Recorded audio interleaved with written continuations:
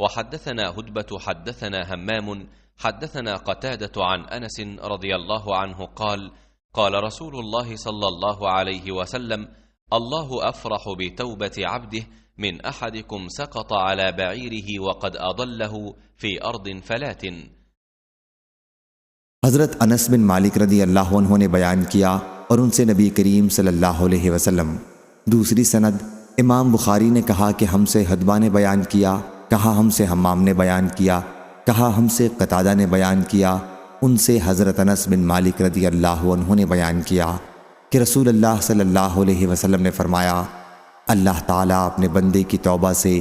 तुम में से उस शख्स से भी ज़्यादा खुश होता है जिसका ऊँट मायूसी के बाद अचानक उसे मिल गया हो, हालांकि वो एक चटियल मैदान में गुम हुआ था। सही बुखारी हदीस नंबर 6309।